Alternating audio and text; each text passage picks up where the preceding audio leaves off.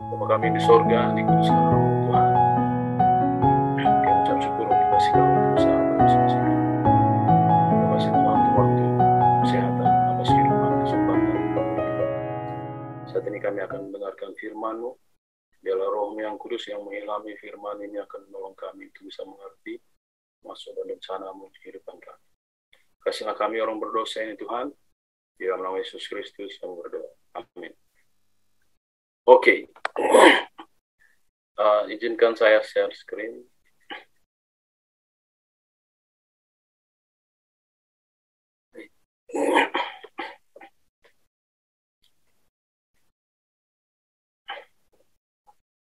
Apa bisa kelihatan?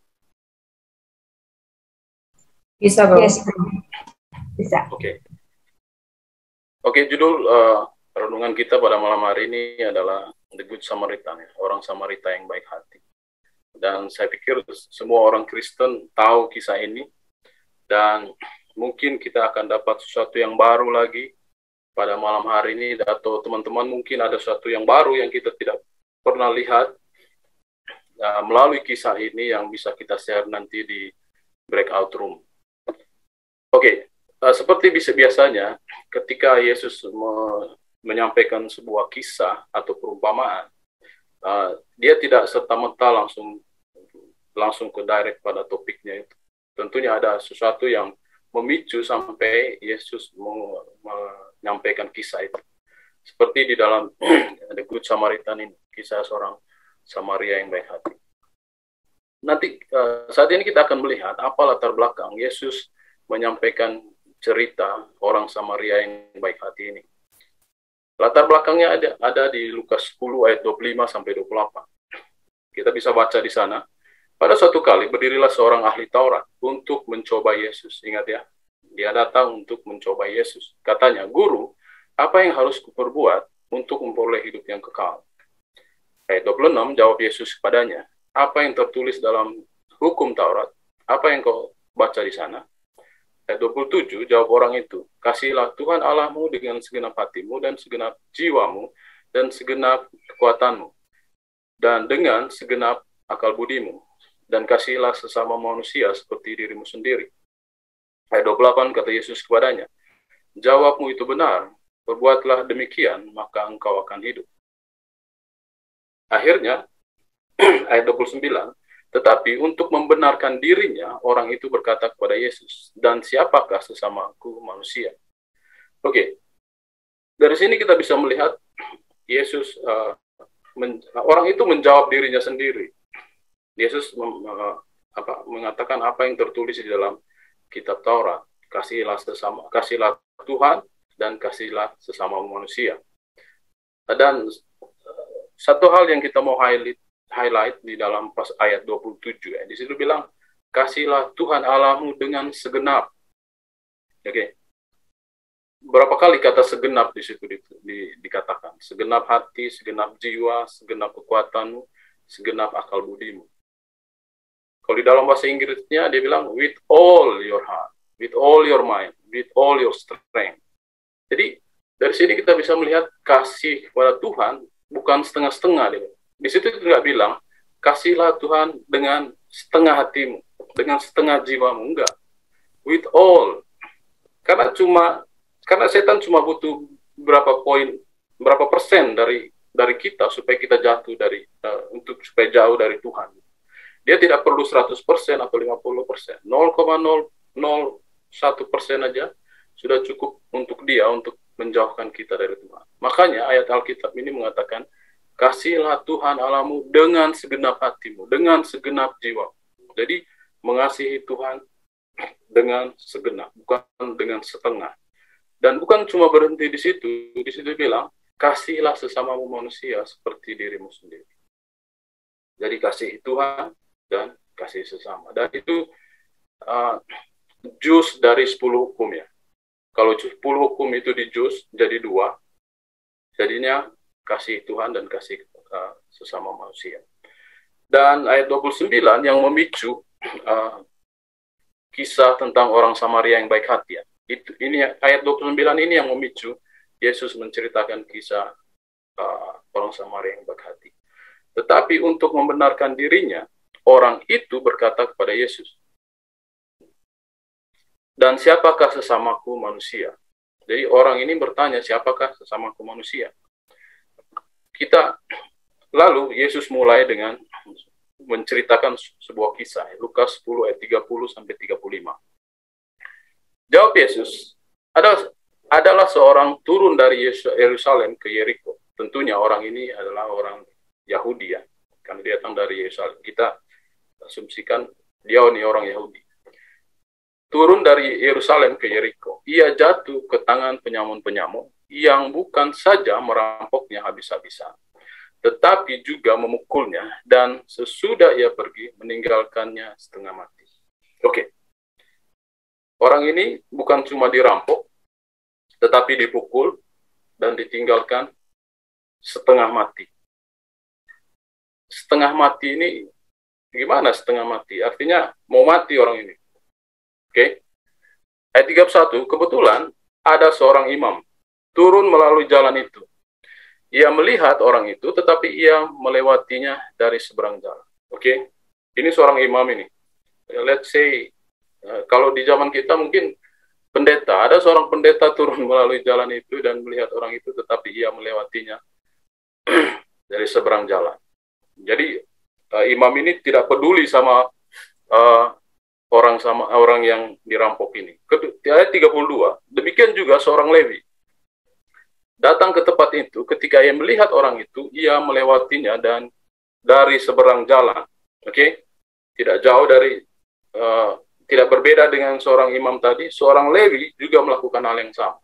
Gantinya mempedulikan orang yang kerampokan ini, malah dia melewatinya di seberang jalan. Orang Lewi juga, let's say, orang Lewi ini adalah ketua jemaat atau penatua jemaat. Karena teman-teman tahu seorang imam itu seorang yang bekerja melayani di bait suci ya. Begitu juga seorang Lewi. Dan seorang Lewi juga melayani di bait suci. Jadi kedua orang ini orang-orang rohani ya. Seperti teman-teman atau saya. Jadi ini yang terjadi. Orang-orang rohani justru tidak punya belas kasihan kepada orang-orang yang dirampok tadi. Ayat 33, lalu datanglah seorang Samaria yang sedang dalam perjalanan ke tempat itu. Dan ketika ia melihat orang itu, tergeraklah hatinya oleh belas kasihan. Oke, ini adalah seorang Samaria yang melihat orang yang sama, tetapi yang menariknya adalah orang Samaria ini tergeraklah hatinya oleh belas kasihan. Saya selalu ingat kata tergeraklah hatinya oleh belas kasihan, karena seringkali ini yang dilakukan Yesus ketika dia melihat orang susah. Kalau teman-teman baca Alkitab, ketika Yesus melihat orang, penderitaan orang, kalimat ini selalu muncul, tergeraklah hatinya oleh belas kasihan. Jadi ada 3 orang, seorang imam, seorang Lewi, seorang Samaria, dan seorang Samaria ini yang menolong orang yang kerampokan ini. Oke. Dan mungkin kita analisa satu persatu ya. Seorang imam dan orang Lewi, mungkin mereka sibuk dengan kegiatan agama mereka dan tidak punya waktu untuk melayani atau mengobati orang ini. Saking sibuknya dengan kehidupan beragamanya. Dan teguran ini sangat kena sekali kepada ahli Taurat tadi yang bertanya kepada Yesus, karena menurut dia sudah memperhatikan sesamanya. Tetapi kita tahu bersama ahli-ahli Taurat di zaman Yesus, mereka terlalu fokus pada ibadah mereka, dan orang-orang lain mereka tidak pedulikan. Oke. Dan ayat 34, ia pergi kepadanya lalu membalut luka-lukanya. Sesudah ia menyiraminya dengan minyak dan anggur, kemudian dia menaikkan orang itu ke atas keledai tunggangannya sendiri, lalu membawanya ke tempat penginapan dan merawatnya. Ayat 35, keesokan harinya ia menyerahkan 2 dinar kepada pemilik penginapan itu. Katanya, rawatlah dia, Dan jika kau belanjakan lebih dari ini, aku akan menggantinya waktu aku kembali. Jadi ini yang dilakukan oleh seorang Samaria yang baik hati. Dan ini ayat selanjutnya, Lukas 10 ayat 36 sampai 37. Ini pertanyaan Yesus setelah Yesus menyampaikan kisah tadi. Siapakah di antara ketiga orang ini yang menurut pendapatmu adalah sesama manusia dari orang yang jatuh ke tangan penyamun itu? Oke. Jadi tadi kan ahli Taurat tadi bertanya, siapakah sesama manusia? Sekarang Yesus tanya balik. Siapakah dari ketiga orang ini yang adalah sesama manusia? Orang Lewi kah, seorang imam, atau seorang Samaria? Ayat 37, jawab orang itu. Orang yang telah menunjukkan belas kasihan kepadanya. Kata Yesus kepadanya, pergilah dan perbuatlah demikian.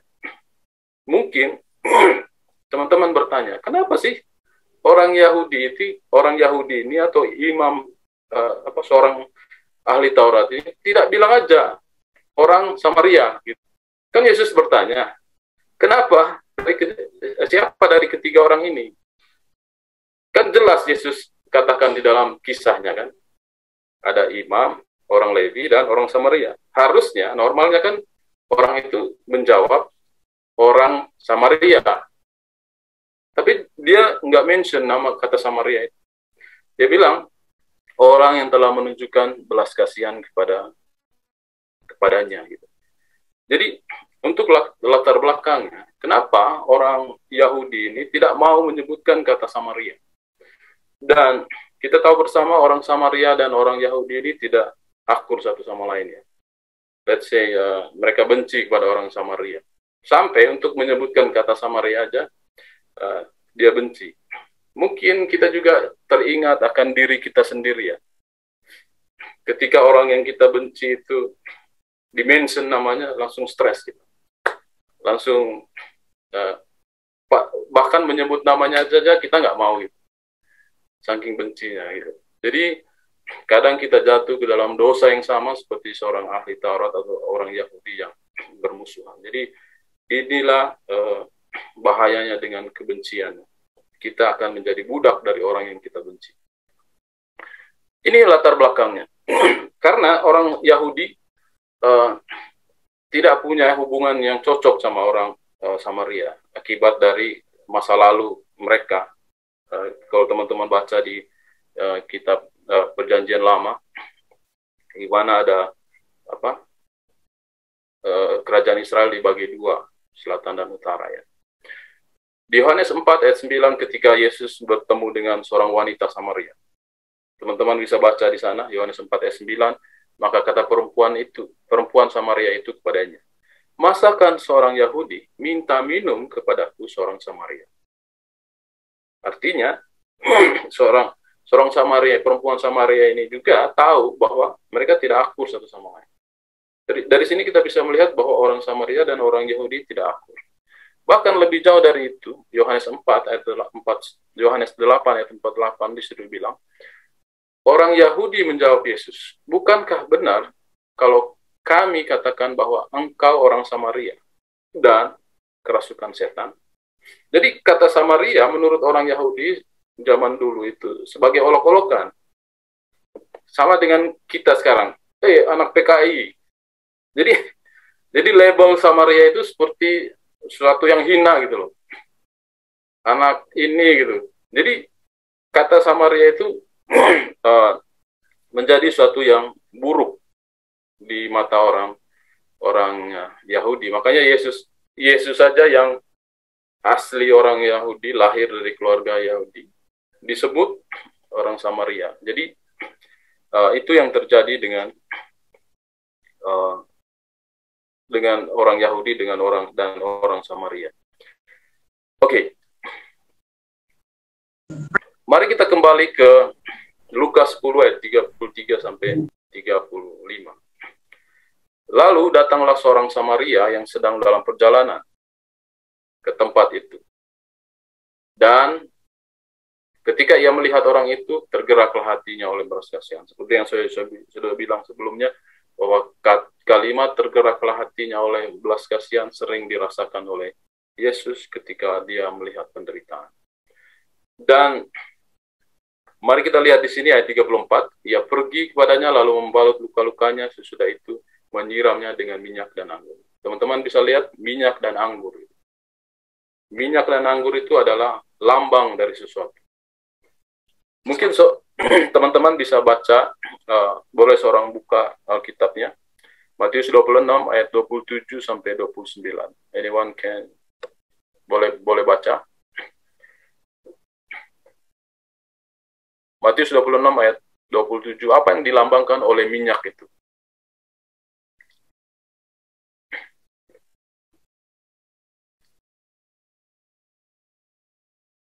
Matius 26 ayat 27 sampai 29.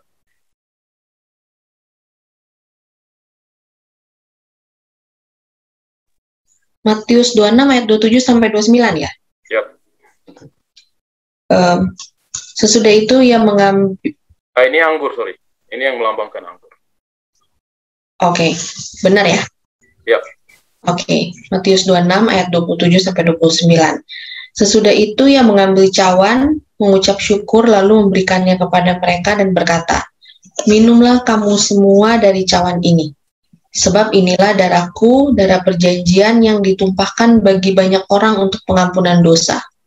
Akan tetapi aku berkata kepadamu, mulai dari sekarang aku tidak akan minum lagi hasil pokok anggur ini, sampai pada hari aku meminumnya, yaitu yang baru bersama-sama dengan kamu dalam kerajaan Bapakku. Oke, jadi dari sini kita bisa melihat anggur itu melambangkan darah Yesus. Sekarang minyak. 1 Petrus 1 ayat 22, boleh seorang bacakan? 1 Petrus 1 ayat 22.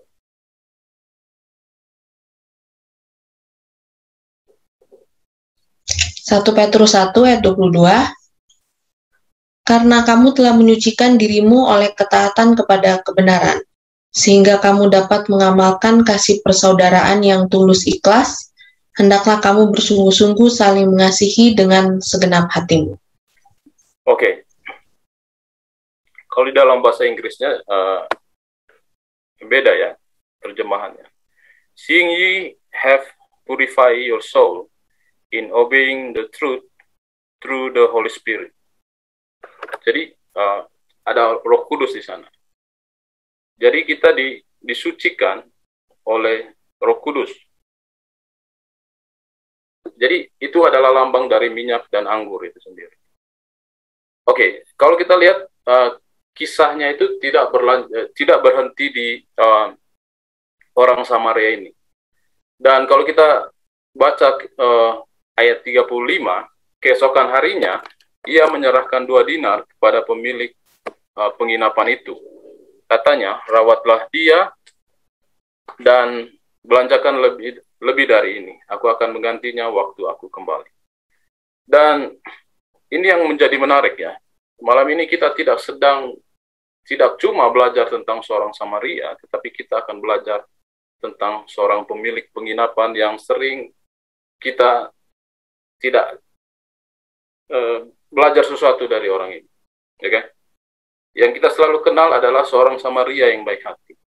Padahal ada 2 orang yang baik hati di sana, yaitu orang Samaria dan pemilik penginapan. Kalau kita lihat di sana, seorang Samaria yang baik hati ini memperhatikan orang yang kerampokan tadi itu cuma sehari. Okay? Keesokan harinya, dia berikan seorang yang setengah mati ini kepada pemilik penginapan. Sebenarnya kalau saya dan teman-teman berada di posisi pemilik penginapan ini, punya banyak alasan untuk menolak, right? Pertama, penginapan itu bukan rumah sakit, bukan ICU. Ingat, kisah ini terjadi di masa lalu ya. Bukan seperti penginapan hotel mewah yang teman-teman pernah masuki ya. Bukan, ini penginapan mungkin satu rumah kecil dengan satu kamar, ya. Jadi tidak ada fasilitas yang mewah untuk merawat orang ini. Jadi siapa yang berkorban di sana? Ya pemilik penginapan yang take care orang yang hampir mati tadi, setengah mati tadi. Jadi bayangkan, orang yang setengah mati itu tinggal di rumah kita, dipercayakan kepada kita, kita harus kasih makan dia, kita harus rawat lukanya. Sebenarnya pemilik penginapan itu punya banyak alasan untuk tidak membantu orang ini. Dia bisa bilang, rumah ini bukan rumah sakit, atau saya punya banyak kerjaan. Jadi dari sini kita bisa melihat siapakah sesama manusia ini. Sudah berpindah tadi. Bukan cuma orang Samaria, tetapi seorang pemilik penginapan. Jadi dari sini kita bisa melihat bahwa perbuatan baik itu tidak bisa dilakukan sendiri, bisa dilakukan sendiri. Alangkah lebih bagus dilakukan bersama. Akan sia-sia pengorbanan seorang Samaria yang baik hati tadi kalau tidak dilanjutkan oleh seorang pemilik penginapan. Coba kalau pemilik penginapan ini jahat ya, seperti saya akan bilang, oh, ini kesempatan ini. Saya terima orang ini di rumah saya, dan saya tidak peduli sama dia.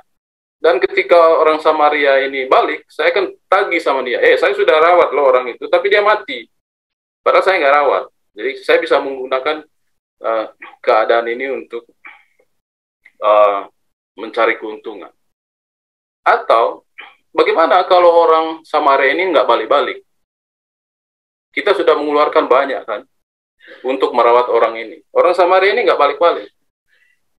Jadi pemilik penginapan ini punya banyak alasan untuk tidak menolong. Tetapi karena dia melihat orang yang kerampokan ini juga adalah sesamanya manusia, dia juga menolong orang ini, merawat dia. Kalau teman-teman lihat, katanya, rawatlah dia, dan jika kau belanjakan lebih dari ini, aku akan menggantikan waktu aku kembali. Jadi, orang ini merawat orang yang kerampokan tadi. Ini adalah pernyataan Yesus ya. Yohanes 13 ayat 34, 35. Aku memberikan perintah baru kepadamu, yaitu supaya kamu saling mengasihi, sama seperti aku mengasihi kamu. Demikian pula kamu saling mengasihi. Dengan demikian, semua orang akan tahu bahwa kamu adalah murid-muridku, yaitu jika kamu saling mengasihi. Oke? Saudara lihat, teman-teman lihat, orang Samaria ini adalah bisa direpresentasikan sebagai Yesus ya. Ketika dia melihat kita manusia dirampok oleh iblis, kita setengah mati, dia datang menyelamatkan kita. Dan orang pemilik penginapan ini adalah orang-orang pengikut Yesus, yang dimana Yesus ingin menyampaikan, mengestafetkan perbuatan baik itu kepada dia. Aku sudah selamatkan orang ini loh. Kamu juga harus melakukan hal yang sama seperti saya, menyelamatkan orang ini yang hampir mati. Jadi saya dan teman-teman berada di posisi pemilik penginapan ini, yang dimana Yesus percayakan orang-orang di luar sana yang hampir mati, yang setengah mati oleh yang dirampok oleh setan. Jadi kita diajak pada malam hari ini untuk memperhatikan seperti seorang pemilik penginapan tadi. Jadi selama ini kita melihat seorang Samaria yang baik hati, tetapi ada seorang pemilik rumah yang juga baik hati. Kalau teman-teman lihat Lukas 10 ayat 36 sampai 37, ayat 36 khususnya. Yesus bertanya, siapakah di antara ketiga orang ini yang menurutmu adalah sesama manusia dari orang yang jatuh ke tangan penyamun? Siapakah dari ketiga orang ini? Padahal ada 4 orang mereka kan. Mereka bisa klasifikasi dalam 2 grup. Orang yang jahat dan orang yang baik kan. 2 yang jahat, 2 yang baik. Right? Tetapi Yesus bertanya, siapakah di antara ketiga orang ini? Sebenarnya harusnya Yesus bertanya, siapakah di antara keempat orang ini kan? Sebenarnya ini adalah realita hidup yang mau diangkat oleh Lukas. Seringkali ada banyak orang yang sering berbuat baik, tapi orang tidak tahu mereka.